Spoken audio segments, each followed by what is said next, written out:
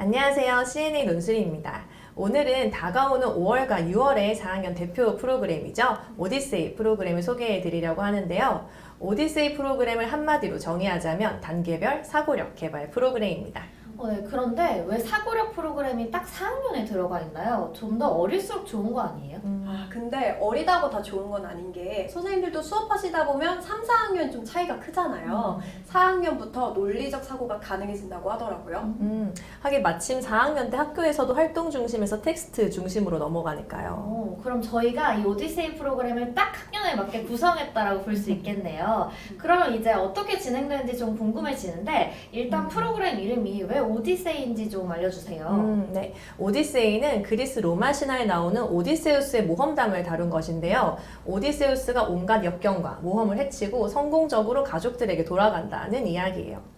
그러면 우리 아이들도 오디세우스처럼 인생이라는 역경을 헤쳐나가고 현명하게 자라라는 뜻이 담긴 이름이겠네요. 맞습니다. 근데 우리가 학습에서 활용하는 오디세이는 사실 미국의 하버드 대학 교수들이 만든 사고력 개발 프로그램이에요. 그런데 저희는 이 오디세이의 CNA만의 내용을 재구성하고 또 글쓰기까지 추가했습니다. 그런데 사실 다른 학원에서도 사고력 프로그램 되게 많잖아요. CNA만의 좀 프로그램이라면 차별화를 뒀을 것 같은데 어떤 점이 좀 다른가요? 제가 수업하면서 느낀 차별점은 아이들이 오감을 활용해서 푸는 문제들이 많거든요. 그래서 재미있게 할 수 있고 또 일상생활에서 소재를 많이 가져와서 친근하게 접근할 수 있더라고요. 그럼 그거를 좀 우리나라 실생활에서 적용할 수 있게 좀 문제를 쉽게 구성했다고 볼 수 있겠네요. 그리고 또 어떤 다른 점이 있을까요? 올해부터 달라진 점이 있다면 이제 아무래도 어휘력 문제랑 문해력 문제가 추가됐다는 것이 있겠어요. 그쵸. 아이들 선원 수령 문제가 확대되고 있잖아요. 그래서 선원 수령을 대비하는 루브릭 문항이랑 또 아이들끼리 토의하면서 진행하는 하브루타 문항도 추가되었습니다. 그리고 역시 마지막에는 생각을 확장하는 글쓰기 문제까지 들어 있습니다. 네, 그리고 두 달 모두 한길사의 오디세이 시리즈가 선정도서인데요. 수업 전에 선정도서 문제들을 학습할 수 있도록 줌 강의 동영상도 제공이 됩니다.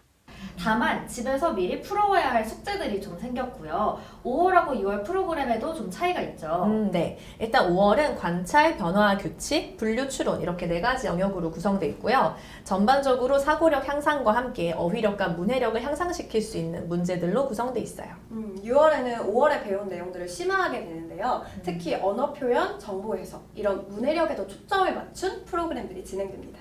그러면 논술 학원이지만 논술만 하는 게 아니고 오감을 활용하기도 하고 사고력도 키우고 문해력도 향상시킬 수 있는 이 내용이 굉장히 알찬 수업이 되겠네요.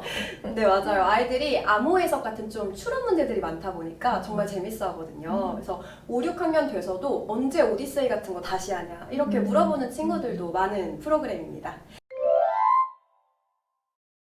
그럼 지금부터 각 챕터별로 특징들과 함께 문제를 한번 풀어보도록 할게요. 네, 일단 첫 시작은 생각 나침반이에요. 이 단계는 그날의 테마에 대한 아이들의 배경 지식을 확장을 시켜주는 부분이거든요. 보시면은 1주차는 관찰이 주제니까 이 관찰이 무엇인지, 관찰을 잘하는 방법은 어떤 게 있는지 알려줍니다. 또 오른쪽에 보시면 재인구달의 사례가 나와 있어서 관찰이 얼마나 중요한지도 알 수가 있죠. 네, 이렇게 그날의 주제에 대한 배경 지식을 쌓은 후에 다음 단계인 생각 열기로 이어지는데요. 이 생각 열기에는 아이들의 어휘력과 문해력을 향상시킬 수 있는 문제들로 구성되어 있어요. 그럼 우리 이 문제를 함께 풀어볼까요? 여기 보시면 민주는 자전거가 하나 생겼다라는 문장이 제시되어 있는데 여기서 생겼다를 얻었다로 바꾸면 문장 의미가 어떻게 달라질까요? 일단 생겼다는 거는 뭔가 샀거나 받았다는 것 같고 얻었다는 거는 공짜를 의미하는 거 아닌가요? 그러면 자전거가 생겼다를 얻었다로 바꾸면 자전거를 공짜로 얻었다라는 의미로 좁혀지게 되겠네요. 그쵸. 이렇게 유의어의 뜻의 차이를 확인하고 또 전달하고자 하는 의미에 따라서 정확한 단어를 선택해야 된다는 것까지 배울 수 있는 문제였습니다.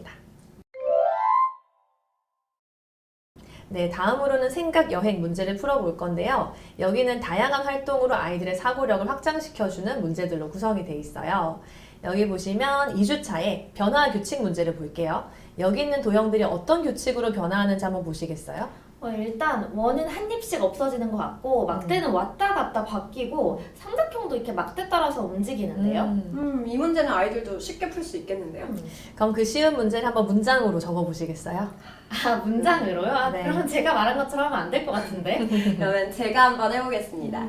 원은 반시계 방향으로 4분의 1씩 사라지고 있는 것 같고요. 막대는 가로, 세로를 반복하고 있고 삼각형은 사각형의 네 변을 따라 시계 방향으로 움직이고 있네요. 네, 아주 완벽합니다. 우리 아이들도 이렇게 완벽한 문장으로 정리하면 참 좋겠지만 사실 쉬운 일이 아니에요. 맞아요. 이게 저만 이렇게 말하는 게 아니고 아이들도 다 저처럼 아, 적습니다. 맞아요. 어려워하는 친구들이 많더라고요. 그래서 규칙과 변화를 찾는 훈련을 하면서 문장력까지 기를 수 있는 문제였습니다. 이번에는 문학 작품과 연결지는 문제인데요. 작품 속에서 규칙을 한번 찾아볼 수 있어요. 일단 여기 달이랑 달팽이, 갸웃 같은 단어들이 계속 반복이 되는데요.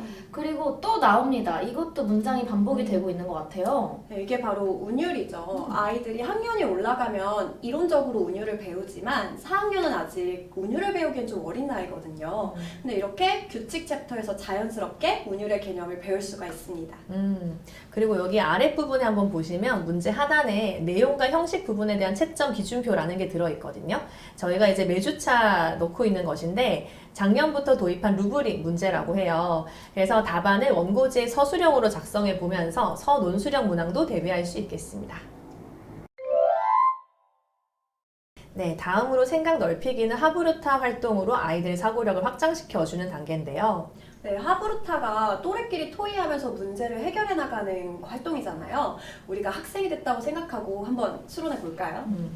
일단 사람들이 모자를 이렇게 다 벗고 허리를 굽히고 있는데요. 여기 누가 서 있는 것 같고 이쪽으로 인사를 하는 것 같아요. 보통은 예의를 지켜야 할 때 모자를 벗죠. 그쵸. 그럼 빈칸에 들어가야 할 예의를 지켜야 될 상대는 누굴까요? 이게 사람들 복장을 보니까 왕 아니면 교황 같은 좀 신분이 높은 사람일 것 같아요. 근데 건물이 종교적 건물 같지는 않거든요. 그러면 왕 아닐까요? 그러면 저희 정답 왕으로 하겠습니다. 네, 일단 정답을 해드리겠습니다. 왜냐하면 논리적으로 추론했다면 모두 답이 될 수 있거든요. 사실 실제로는 왕만큼 큰 권력을 가지고 있었던 신부가 들어있었다고 해요. 시대상을 고려하면 그럴 법하네요. 이렇게 논리적으로 토의한 내용을 원고지에 정리해보고 친구들 앞에서 발표까지 하게 됩니다.